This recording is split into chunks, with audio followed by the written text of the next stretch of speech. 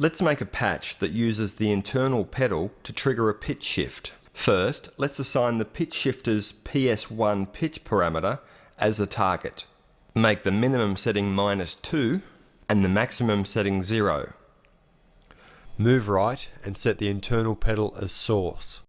The source mode will be normal and leave the active range settings at their default of 0 and 127 respectively. Next, we need to assign which pedal we want to use as our trigger. There are a lot of options here, and they start with patch change, which triggers the target the moment you switch to that patch. The next three parameters are the expression pedal. There are 3 different ranges that can be defined. For example, if you want the trigger to take place when you press the pedal fully forward, set the expression pedal high as your target. M is for middle and L is for low or heel down position.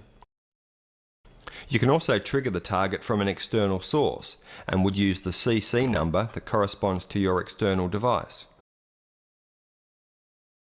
For this example though, we will set the trigger to the control pedal. Our next parameter governs how long you want the full range of motion to take. Low settings are fast, whereas high settings yield a slower range of motion. Let's set this one to 5. And lastly, the curve sets how consistent the range of motion is.